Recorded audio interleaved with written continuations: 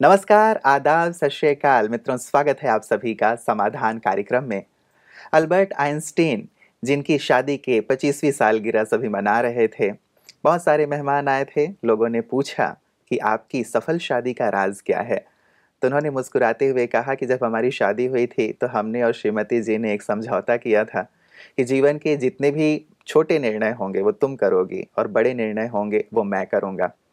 और सौभाग्य कहें या दुर्भाग्य कहें कि अब तक कोई बड़ा निर्णय करने का अवसर नहीं आया। खैर, सौभाग्य की ही बात थी कि हमारी शादी बहुत सफल है और आगे भी सफल रहेगी। श्रीमती जी से ये पूछा गया कि आइंस्टीन महोदय तो हमेशा बिजी रहते हैं, अपने कार्यों में लगे रहते हैं, आपको वक्त भी नहीं दे पाते हैं, शायद आप लोग भोजन भी साथ साथ नहीं कर पाते होंगे। तो आपको कभी इस बात से नाराज़गी नहीं हुई? कभी लगा नहीं कि ऐसा क्यों कर रहे हैं और मेरा जीवन तो जैसे तबाह-सा हो गया है? श्रीमती जी ने भी बहुत सुंदर उत्तर दिया। उन्होंने कहा कि मुझे ये पता है कि ये समाज के लिए कर रहे हैं, संसार के लिए कर रहे हैं। ये जो भी एक्सपेरिमेंट कर रहे हैं, उससे संसार को एक नई रोशनी मिलने वाली है और इनकी खुशी में, संसार की खुशी में मेरी खुशी है। देखिए, कितनी समझ-बूझ भरी जो जवाब था वो उनका था और साथ ही आपसी अंडरस्टैंडिंग की बात थी और इसी कारण उनका जो वैवाहिक जीवन था इतना सफल रहा था। यही समझ और यही सोच यदि पति-पत्नी के बीच हो तो निश्चित रूप से जीवन बहुत ही सुखमय और आनंददायी होता है और किसी भी प्रकार की कड़वाहट के लिए कोई मार्जिन नहीं रह जाता। लगातार परिवार के बारे में हम चर्चा करते आ रहे हैं और भ्राता जी नई-नई रोशनी हमें प्रदान कर रहे हैं। आइए इस चर्चा को हम उनके साथ आगे बढ़ाते हैं और उनका अभिनंदन करते हैं।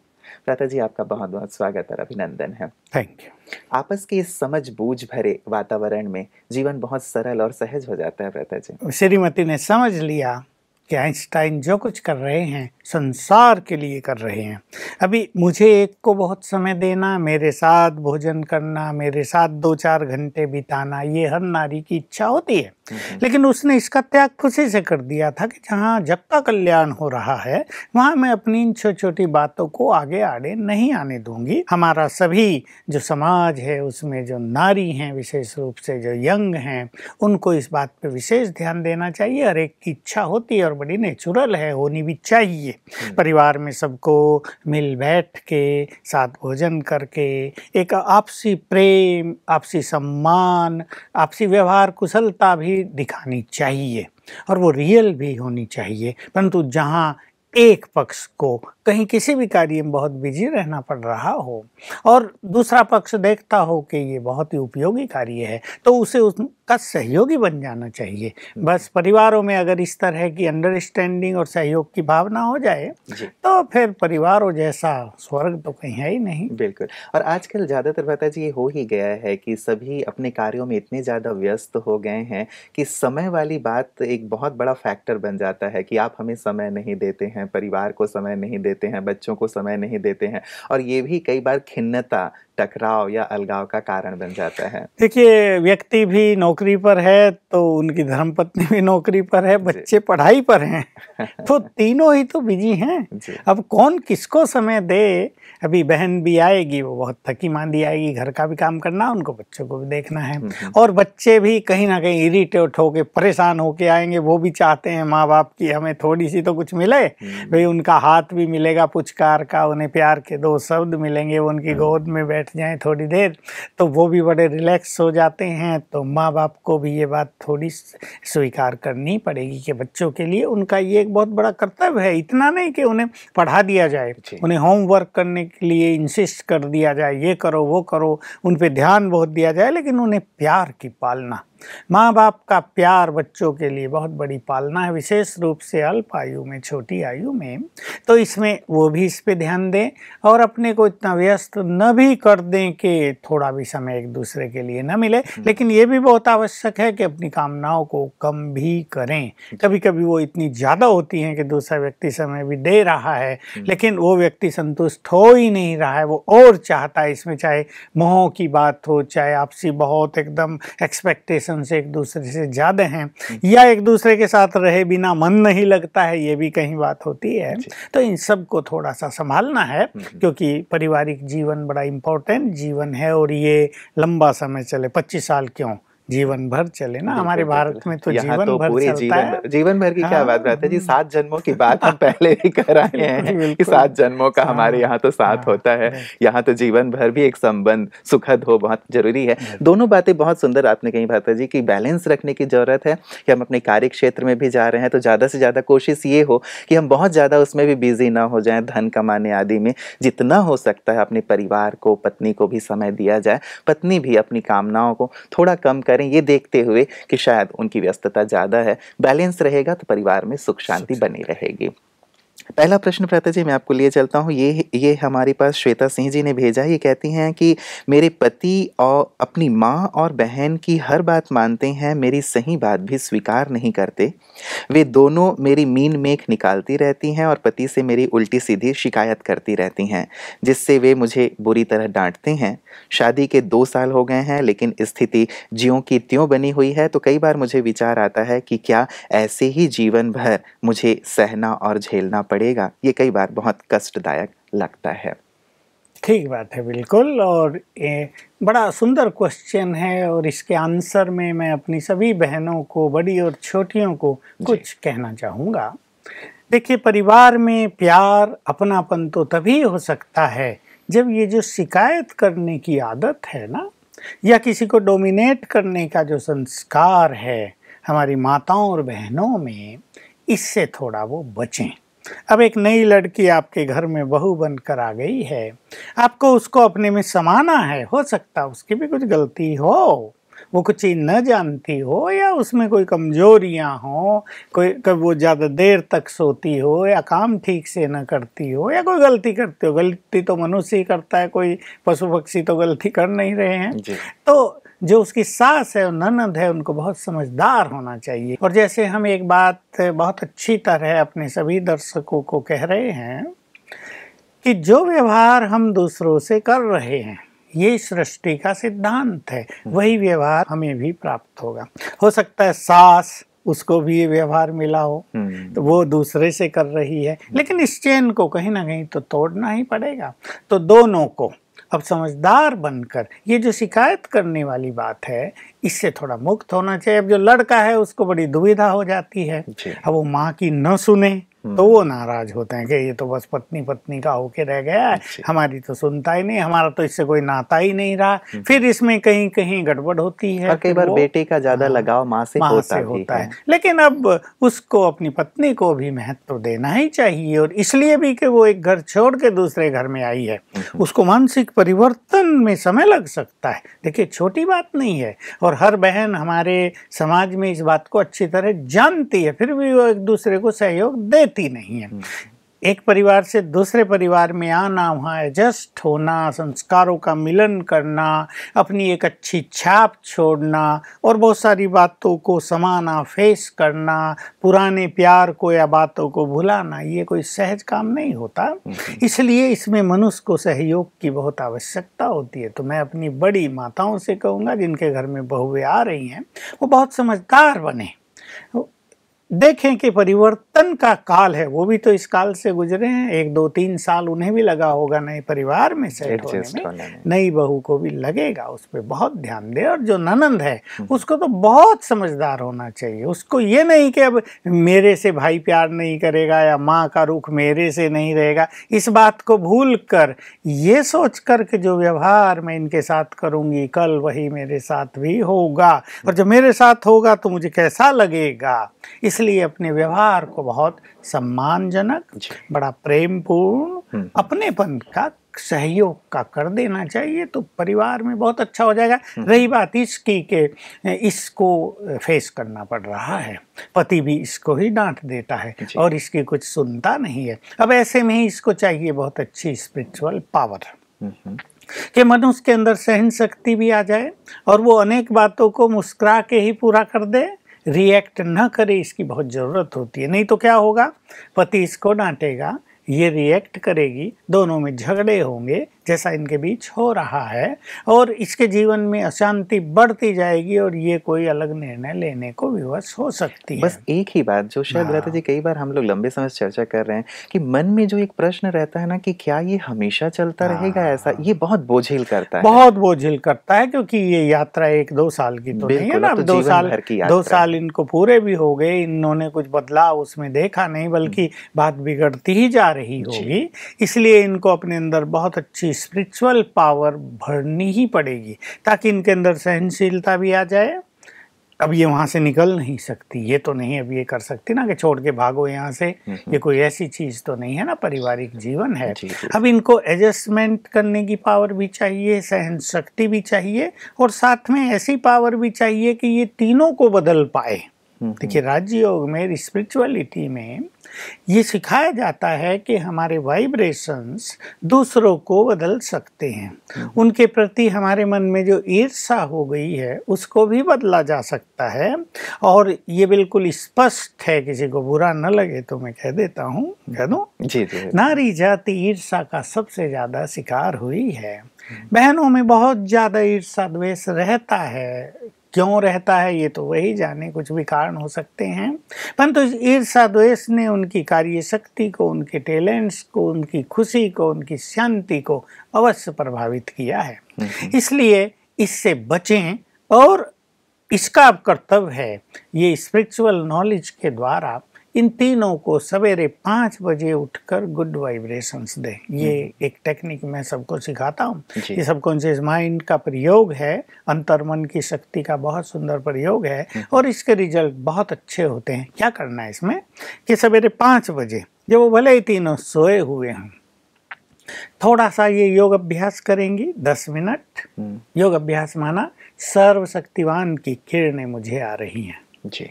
इस संकल्प को रिपीट भी कर सकती हैं, मैं भगवान की संतान हूँ, मेरा जीवन बहुत सुखी है। इसको अपने मानस पटल से वो पर्दा हटाना पड़ेगा जो इसको उदास कर रहा है ना, खुशी इसकी गुम होती जा रही है। बच्चे जब उनकी शादी होती है तो अनेक तरह के स्वप्न देखते हैं अपने भविष्य जीवन और वैसे अपने परिवार में कितने लाड से, नाज से उनके माता पिता पालते हैं। तो इस पे जो एक दबाव आ रहा है ना अब 2 साल से, इसको उसका पर्दा थोड़ा हटाना पड़ेगा, नहीं तो मन भारी होता जाएगा। मैं बहुत सुखी हूँ, ठीक है, ये कर्मों का हिसाब किताब है, थोड़ा बहुत ये पूरा हो जाएगा। ये जो इसको संकल्प है कि क्या मुझे जीवन भर ऐसे ही रहना पड़ेगा, इसको थोड़ा हटाए कि नहीं, समय बदलेगा। आज जो कुछ है वो कल नहीं होगा, समय परिवर्तनशील है, परिस्थितियां बदलती हैं, बातें भी आती हैं और चली जाती हैं, कुछ भी वही नहीं रहता है, सब कुछ बदल रहा है। इसलिए अपने मन के विचार को भी बदल दें कि नहीं, जीवन भर ऐसा थोड़ा ही है, सब कुछ बदलेगा। तो योग अभ्यास करेंगे ये, और जैसे परमात्मा शक्तियों को अपने अंदर लाएंगे, धारण करेंगे। फिर उन तीनों को आत्मा देखेंगे। ये तीनों आत्माएं हैं, भगवान के बच्चे हैं, बहुत अच्छी आत्माएं हैं। अब इनके मन में जो निगेटिव एटीट्यूड हो गया वो इन्हें बदलना है।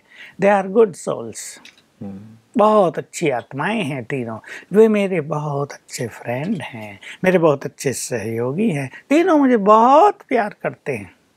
इसमें रोज सवेरे 10 मिनट लगाएंगे ना 21 दिन तक, तो उनकी भावनाएं, उनके विचार अवश्य बदलेंगे, उनका व्यवहार बदलेगा और इनका जीवन बहुत सुखी हो जाएगा। लेकिन मैं इन्हें कहूँगा भविष्य में इन्हें कभी भी दूसरों से ऐसा व्यवहार नहीं करना चाहिए। ये सीख लेना है। हमसे अगर कोई ऐसा व्यवहार कर रहा है, हमें कैसा लग रहा है, ये भी तो किसी की ननंद है, ये भी किसी के घर से आई है, तो ये वहाँ भी जाए तो अपनी भाभीयों के साथ बहुत प्रेम पूर्ण व्यवहार करे, ताकि हमारी बहनों की इस पूरा जो एक समाज संसार है उसमें एक प्यार की गंगा बहे, खुशहाली आए, अपनापन बिल्कुल ऐसा हो जाए कि घरों की छोटी मोटी बातों को वो हंसते हंसते पार कर सके। अन्यथा क्या होता है, एक जगह से उन्हें निगेटिविटी मिल रही है, उनका मन कमजोर होता जा रहा है। अब जब परिवार में या बच्चों की ओर से कोई समस्या उनके पास आएगी तो उनके पास पावर ही नहीं होती वो उसको फेस कर सके। इसलिए हमारी बहनों को बहुत अपने कर्तव्य को समझते हुए एक दूसरे के प्रति स्वीट एंड सॉफ्ट होना चाहिए। बिल्कुल। लता जी, आपने सुबह अभ्यास करने को कहा कि 5 बजे उठ करके 10 मिनट के लिए अभ्यास करें। क्या सारे दिन में भी या रात को भी ऐसी प्रैक्टिस वो कर सकते हैं? देखिए, की तो जा सकती है जी। लेकिन सवेरे का टाइम ऐसा होता है कि जब चारों ओर शांति का माहौल है। मतलब इसके साथ साथ हाँ, ये तो करें ही, लेकिन हाँ, इसके साथ साथ क्या साथ किया जा साथ सकता कुछ है? कर सकते हैं। सवेरे करने के बाद सारे दिन भी वो ये अच्छी फीलिंग रखे, मैं तो भगवान की संतान हूँ, मैं तो मास्टर सर्वशक्तिवान हूँ, मुझे दूसरों की बातों से अपनी खुशी को खोनी नहीं है, मुझे अपने सुंदर चिंतन में रहना है, और यही संकल्प रखे। ये तीनों बहुत अच्छी आत्माएं हैं, मेरे गुड फ्रेंड हैं। बिल्कुल। लता जी, हमेशा बात आती है कि लड़की एक नए घर में गई तो हम हमेशा ये कहते हैं कि उस लड़की को एडजस्ट करना है, उसे सहनशील होना है, सबको साथ लेकर के चलना है। हम लड़की के लिए ही कहते हैं, हम ऐसा उस परिवार के लिए भी क्यों कुछ नहीं कहते कि उन्हें भी सहनशील होना चाहिए, उन्हें भी बड़े विचारों का होना चाहिए, उन्हें भी उस बच्ची को सिखाना चाहिए। ये भी तो एक पक्ष और पहलू होना नहीं, चाहिए। ये इम्पोर्टेंट पहलू है। मैं वही बात शुरुआत की थी कि जिस घर में ये लड़की गई है, उस सास का, ससुर का, बड़े छोटे जो भी हैं, सबका कर्तव्य है कि एक नई व्यक्ति हमारे घर में आया है, उसको बहुत स्नेह दें, वो भूल जाए अपना घर, उसको सिखा दें, उसको लगे, ज्यादा प्यार मिले, उसको लगे कि हमारी दूसरी माँ मिल गई, हमें दूसरा पापा मिल गया, हमारे दूसरे सब साथी हमें मिल गए। ये नहीं वो पढ़ी भी होगी वहाँ, उसके फ्रेंड सर्किल रहा होगा, उसमें प्यार रहता है, अपने लौकिक परिवार में प्यार रहता है। तो बड़ों का ये कर्तव्य ही होता है वो ऐसा व्यवहार करें जैसे उसका अपना उसके घर में आया हो, बहुत दिनों से बिछड़ा हुआ कोई व्यक्ति उसके घर में आ गया हो, जिनसे वो बहुत प्यार कर रहे थे, जिनका वो आह्वान कर रहे थे ना, अब जिनका आह्वान कर रहे थे उनको वेलकम करें, उनको रेस्पेक्ट करें और उनको मिला दें, सिखा दें, अपना बना लें। तो दोनों तरफ से एक सुंदर प्रयास हो तो माहौल बहुत सुंदर हो जाएगा। ऐसी स्थितियां बनेंगे नहीं कि अलगाव की स्थिति हो या परेशानियां पैदा हो। और हमारे सभी परिवार वालों को ये बात सीखनी है, क्योंकि रोज हर परिवार में शादियां हो रही हैं, लड़कियां बहू बनकर घरों में आ रही हैं, तो क्यों न हम इस संसार को स्वर्ग बनाने के लिए एक स्वस्थ परंपरा की शुरुआत कर दें सब तरफ कि नई बहू घर में आई है, वो हमारी है, वो हमारे साथ रहेगी, उसका ये घर है, वो इस घर की मालिक बनने जा रही है, तो बहुत अच्छे वाइब्रेशंस चारों ओर फैलेंगे। लक्ष्मी आई है जैसे हमारे घर में, तो बड़ा सुंदर एक माहौल सा हो जाएगा, किसी प्रकार का तनाव नहीं रहेगा। और लड़कियां जो आजकल डरती हैं या मन में एक संकोच का भाव रहता है कि पता नहीं हम जिस परिवार में जा रहे हैं सास कैसे मिलेगी, ननद कैसे मिलेगी, माहौल कैसा होगा, ये माहौल शायद पूरी तरह परिवर्तित हो जाएगा। लता जी, दूसरा जो हमारे पास प्रश्न आया है, ये छपरा से सतीश साहू जी, मेरी पत्नी बहुत क्रोधी स्वभाव की है, यदि उसकी बात ना मानी जाए तो गुस्से में बिल्कुल अनकंट्रोल्ड हो जाती हैं, घर के सामान तोड़ने फोड़ने लगती हैं, अपशब्द बोलती हैं, बच्चों को भी मारने लगती हैं और कभी कभी मुझे और मेरी माँ को भी मार देती हैं। सोचता हूँ कि भगवान कब इससे छुटकारा दिलाएगा। आए दिन के कलह से अच्छा क्या तलाक पर मुझे विचार करना चाहिए? मतलब बहुत ज़्यादा परेशान शायद हो गए हैं। ये ऐसी बात हो गई है कि वास्तव में उस व्यक्ति से छुटकारे की बात ये भगवान से कर रहे हैं ना।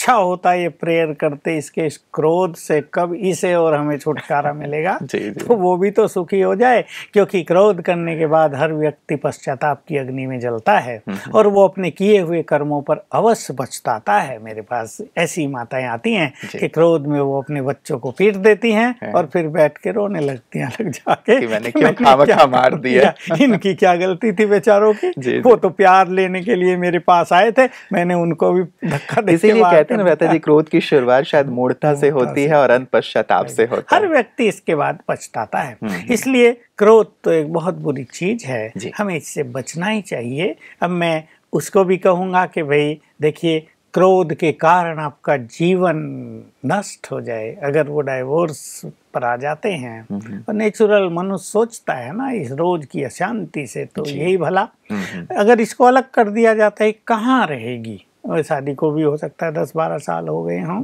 तो परिवार वाले भी तो इसे स्वीकार नहीं करेंगे। इसके घर में अपनी भाभियां आ गई होंगी, वो इसका क्रोध क्यों सहेंगी, वो उसकी पालना क्यों करेंगी। यहाँ तो इसका क्रोध सहा जा रहा है, वहाँ तो कोई सहेगा नहीं, इसलिए इसको भी थोड़ा समझदार होना चाहिए। इसलिए श्रीमद् भगवत गीता में बहुत अच्छी बात कही, काम क्रोध मनुष्य के महावैरी हैं। देखिए ये महावैरी है, ये समझ में आ रहा है ना कि परिवार में एक क्रोध ने पूरी अशांति कर दी है। सब में कैसा लगता होगा जब वो सबको मारती है। और वैसे भी एकदम अशांति का माहौल हो जाता है, किसी का भी मन शांत नहीं रह पाता है, खिन्नता सी रहती है, सबकी एफिशिएंसी डाउन हो जाती है, बच्चों पर इसका बहुत बुरा असर आता है। आज ही एक केस मेरे पास आया, कहा कि हमारी छोटी लड़की है 5-6 साल की, वो बहुत क्रोध करती है, बड़ी अशांत रहती है सारा दिन। तो मैंने जब उनसे पूरी कहानी पूछी तो पता ये चला कि वो दोनों ही बहुत लड़ रहे हैं शादी के समय से ही। तो मैंने कहा इसमें तो वो क्रोध के और चिड़चिड़ेपन के और अशांति के संस्कार आप लोगों ने बचपन से ही डाल दिए ना। अगर आप चाहते हो कि आपकी बच्ची बहुत पीसफुल रहे, उसका भविष्य सुंदर हो, तो आपको अब तो कम से कम लड़ाई छोड़ देनी चाहिए। तो उन्हें क्रोध पर अपने कंट्रोल करना चाहिए, लेकिन इनको अभी देखना चाहिए। अगर ये कहीं भी राजयोग का अभ्यास करते हैं, अन्यथा सीख लें, तो उस आत्मा को रोज 15 मिनट इन्हें बहुत अच्छे शांति के वाइब्रेशंस देने ही पड़ेंगे। राजयोग में इस सब का बहुत अच्छा समाधान है। वो व्यक्ति को रियलाइज भी कराया जा सकेगा कि तुम जो कुछ कर रही हो वो बिल्कुल एब्सोल्युटली रॉन्ग है, तुम्हें अपने को चेंज करना है। यही व्यवहार अगर तुमसे करें, बच्चे कल बड़े हो जाएंगे, अब वो माँ को मारने लगे तो कैसा रहेगा। ठीक है, बच्चे हैं, माँ का सम्मान करते हो, मारपीट सह लेते हैं, सास भी सह लेती है, तो इनकी सहनशीलता है कि वो ऐसा सहते। लेकिन पति को बड़ा बुरा लगता है जब माँ पे कोई हाथ उठाए। ये बिल्कुल हमारी सामाजिक व्यवस्था के भी विरुद्ध हो गया। तो बहन को समझने के साथ अब इसे ये काम करना है, चाहे सास को करना है। राजयोग सीख कर रोज सवेरे वही टाइम 5 बजे का सबसे सुंदर टाइम है कि सवेरे मनुष्य राजयोग का अभ्यास कर ले, उसके अंदर अपनी भी शक्तियां आ जाएंगी और फिर वो 10-15 मिनट योग करे इस आत्मा के लिए।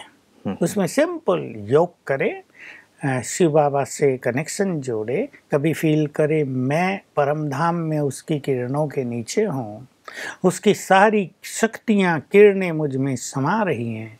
कभी अभ्यास करे मैं आत्मा यहाँ हूँ, मैं पीसफुल हूँ, मैं इस देह से न्यारी हूँ। बहुत गुड फीलिंग इस डिटैचमेंट की होनी चाहिए।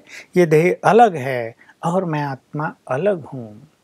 फिर उस आत्मा को इमर्ज करेंगे, अपनी पत्नी को जिसको बहुत क्रोध आता है इमर्ज करेंगे, देखेंगे ये आत्मा है, और फिर उसको संकल्प देंगे तुम तो भगवान की संतान हो, तुम्हारा परमपिता तो शांति का सागर है, तुम भी शांत स्वरूप हो, शांत हो जाओ। 5 बार ये संकल्प दे दें, तुम तो शांत स्वरूप आत्मा हो, शांत हो जाओ, बी पीसफुल, शांत हो जाओ। तो इसका इफेक्ट बहुत अच्छा होगा और ये काम रोज सेम टाइम करना होगा, कम से कम 21 दिन तक। पर अगर केस ऐसा बड़ा है, नहीं ठीक हो रहा, तो आगे भी करना पड़ेगा। तो इससे क्या होगा, जब वो सो के उठेगी तो उसके मन में वही विचार आएंगे जो इधर से भेजे गए थे कि मैं क्रोध करती हूँ, ये तो अच्छा नहीं है। हम रियलाइज करा सकते हैं, दूसरे की पावर ऑफ रियलाइजेशन को बढ़ा सकते हैं कि ये तो बिल्कुल अच्छा नहीं है। अब मेरे बच्चों पर इसका क्या असर होगा, वो कहीं क्रोधित हो के लड़ाई झगड़ा करने लगे, मारा मारी करके घर में आए, कोर्ट केस हो जाए, कुछ और बुरा हो जाए, इसलिए मुझे शांत रहना चाहिए। तो डेली शांति के वाइब्रेशन इस तरह उस आत्मा को जाएंगे और इसका परिणाम नो डाउट बहुत पॉजिटिव होगा। भ्राता जी, क्रोध तो एक बहुत बड़ा विषय है, गीता में भी जिसकी व्याख्या की गई है कि क्रोध नर्क का द्वार है। और आज हम देखते हैं कि चाहे छोटे बच्चे हों या बड़े हों, सबके अंदर ये गुस्सा है ही, और बहुत हानिकारक इसके प्रभाव देखने में आते हैं। तो कैसे इससे मुक्त हो, मैं विस्तार से आपसे चर्चा चाहूँगा, लेकिन आज वक्त इजाज़त नहीं दे रहा है। आज की सुंदर चर्चाओं के लिए आपका बहुत बहुत शुक्रिया। मित्रों, समाधान वास्तव में आपको हर प्रश्न का, हर समस्या का समाधान प्रदान करता है। पहली बात जो हम लोगों ने चर्चा की थी कि कैसे परिवार में कोई नई लड़की बहू बन करके आती है तो परिवार वाले सभी बहुत प्यार से, बहुत सम्मान से उसका स्वागत और अभिनंदन करें तो माहौल सचमुच कितना सुंदर होगा। मीन मेक तो कोई भी निकाल सकता है, कमियां तो कोई भी निकाल सकता है, लेकिन जो कमियों को दूर करे, जो दूसरों को सिखाए, वास्तव में वही बड़ा कहलाता है। तो यदि ऐसा माहौल हो जाए तो सचमुच परिवार स्वर्ग बन जाए, संसार स्वर्ग बन जाए। हर एक परिवार को ये विचार जरूर करना चाहिए। और साथ ही रही गुस्से की बात, जहाँ गुस्सा है वहाँ तो कहा जाता है कि जो घर में घड़े भी हैं ना पानी के, वो भी सूख जाया करते हैं। तो गुस्सा किसी भी तरह जायज नहीं है, इससे भी हमें मुक्त अवश्य होना चाहिए। राजयोग इसकी सुंदर विधि है, उपाय है जो आप सब कर ही रहे हैं और प्रकाश हम भ्राता जी के साथ इस पर लेते रहेंगे। आप बने रहिएगा समाधान कार्यक्रम में हमारे साथ। नमस्कार।